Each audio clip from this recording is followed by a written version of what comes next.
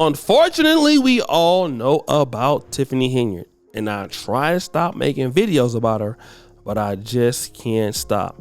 I continue and continue and continue, and the reason why is because she keeps messing up.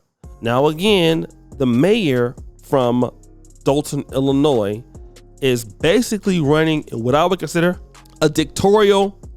She's running a mayor dictatorship.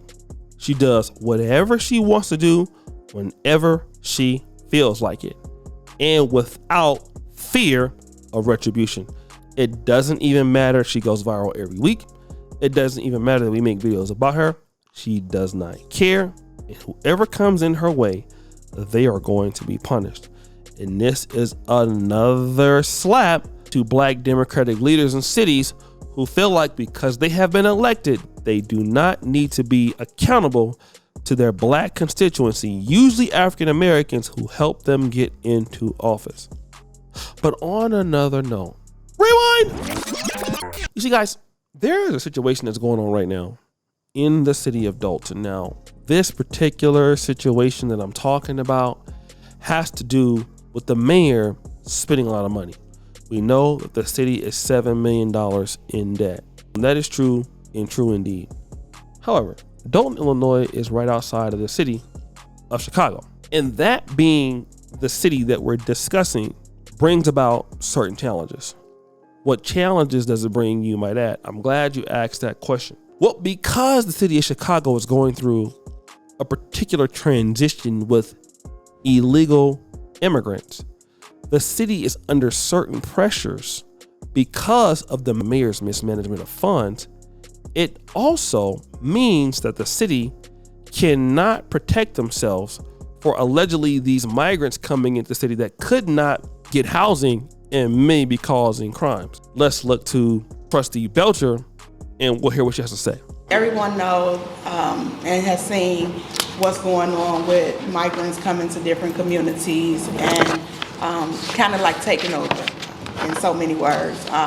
Right now, I just feel that the village of Dolton, we don't have the resources for the migrants. We don't have the locations, and we definitely don't have the public safety as reference to police to man type of individuals that may come in, not to stereotype anyone, but individuals that may come in and we can't control the narrative or the situation.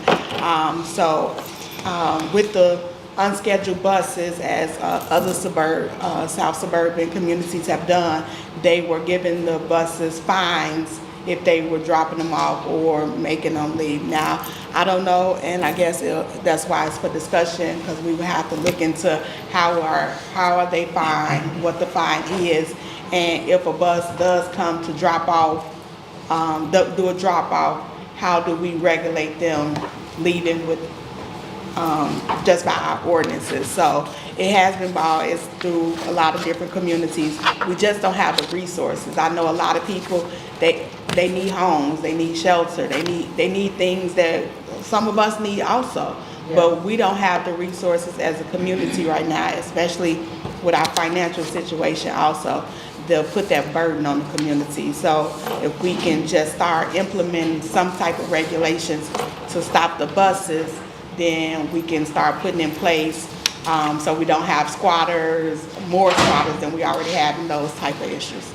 But then again, the mayor, Tiffany Henyard, has two jobs. One is a very high position in Thornton Township. So while the crime in the city is sometimes high, there was a shooting, gunshots!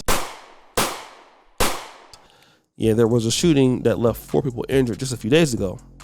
The police do not have the ability to respond because the mayor is using the police details, a larger police escorts to serve herself instead of serving the residents of the town that she's the leader of. And the ex-police chief in which she fired is going to expose it right now. A former South Suburban police chief is blowing the whistle on the embattled mayor of Dolton, Tiffany Henyard. Yes, Fox 32 has investigated Henyard's use of a police security detail, taking officers off the street and costing thousands of dollars in overtime. And now the former chief is talking about it exclusively to Fox 32's Dane Placco. Yeah, Mayor Henyard fired her chief of police late last year without any approval from the village board. So now Robert Collins has filed a lawsuit against the village. And tonight he's talking exclusively to Fox 32 about what he saw on the inside. The manpower was just very stressed and critical to the point of almost breaking, having to provide officers on the detail rather than have officers out patrolling the streets. Former Dolton Police Chief Robert Collins spoke to us from Florida, where he's taken a new job. But he says he remains frustrated by what he experienced leading an undermanned, overworked police department. Demanded a large personal security detail. You know, wrong is wrong, and there's a time to hold people responsible and accountable for their actions. Last year, Fox 32 investigated Henyard's detail, following along as Dolton police officers drove her from morning till night, often to her second job as Thornton Township supervisor in South Howland, racking up hundreds of hours of overtime, costing taxpayers tens of thousands of dollars. We needed those officers to be on the street fighting crime, and instead we have several officers that are riding around protecting America. At least 2 and as many as 4 officers at a time, he says.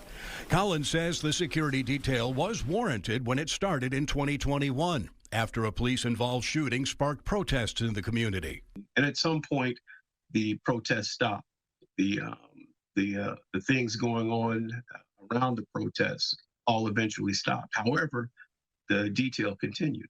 But now he says it's turned into more than just security. Officers are being used as Henyard's personal valets. Officers would be sent out to run errands, to do pickups, to do drop-offs. Just last week, a mass shooting on Sibley Boulevard in Dolton left 4 people injured. Collins believes the bad guys know there aren't enough cops on Dolton streets. But Village of Dolton has its challenges with gangs, guns, and drugs. And if those officers aren't there, the visibility isn't there. And if the visibility isn't there, then criminals have free reign. Now, earlier today, we sent an email to both Mayor Henyard and the chief administrator here of the Village of Dolton, outlining the allegations made by the former chief, asking for a response. So far, we have not received one. We'll have much more on this story tonight at 9. Live in Dolton, Dane Placco, Fox 32 Chicago. Oh yeah, isn't that great? You see, I really want to have a discussion about this, if I can, because it is very important. My brother George Mencken is somebody I really respect here in the Black YouTube community. He's one of the greatest underrated Black minds I've ever been across in my life. And I've been all over Africa. I've been all over the Pan-African world. I've been all over the African-American community, all over every continent. He's one of the best. He has the position that such people, such as Tiffany Henyard or Fannie Willis or LaToya Cantrell, should not be called out by African-Americans, because calling them out will just get them replaced with a white face, and you're not going to get any action from them. So you're only doing yourself a disservice by showing your displeasure with your own people who commit these crimes, when we see white politicians committing these same crimes every day.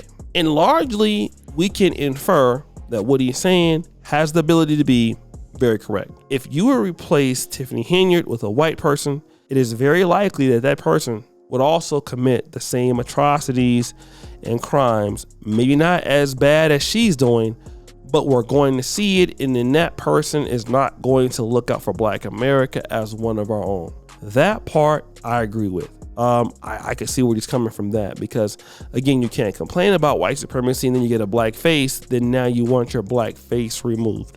The problem that I have with this particular argument is as follows. Firstly, such people such as Tiffany Henyard, who are from the city of Dolton, once they are elected, and I've seen this situation in Africa, I'm very aware of a lot of the political situations going on in Anglophone Africa. And what I've noticed is that when you have people elected to either MP positions, which is our ministers of parliament, or presidential or prime minister positions, once they are either elected corruptly or just elected by the general public, they feel like they can do whatever they want, because they are entitled to abuse the powers that be and basically not position themselves to do the things they should produce for their respective governments and constituency. And that is what is happening with Tiffany Henyard. And a lot of blacks want to be upset about what is true. But the fact is that Tiffany Henyard, the way that she carries on, she doesn't care about residents. And what's even worse is she doesn't respect them. What do you do with somebody that you don't or doesn't respect you? How do you attack that person? How do you deal with that person? To my knowledge, there's only one way to deal with such an individual. You get rid of them.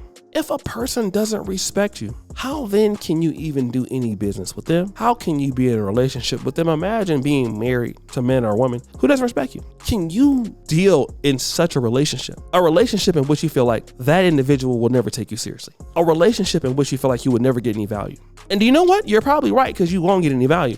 In this situation, I don't mind hiring black politicians as long as such politicians are loyal to their black constituency. This is what we are dealing with. And we tend to lose sight of that. We tend to lose that particular thought process. We are continuously dealing with black politicians who take the black constituents for granted. And then you continue to, elect them, only makes them more emboldened to become more bolder in their particular behaviors in the future. They become emboldened. They get worse. They don't get better.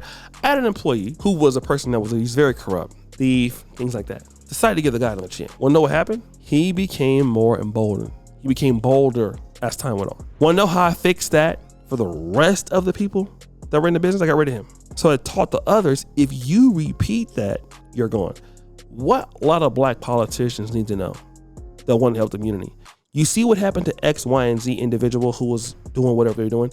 If you repeat that, the community will punish you. It's the only real way to get a particular behavior that is preferable for the community is to punish. When you don't punish such individuals, you're teaching the next person to come around. Well, I can do the same thing that they're doing and nothing will happen to me. That's the problem we are having on this great continent of Africa in politics. It's the same issue that we face in local black politics. I can do whatever the hell I want, and who's gonna touch me? What does that lead? It leads to elderly residents being vulnerable. It leads to tax dollars being wasted. It leads to everything bad that we're noticing, guys. So, guys, what do you think? It's your boy Shirley Jackson back at it again with an episode of The Celebrity Junk. Appreciate you for all you do. Scrape the bell. We're out.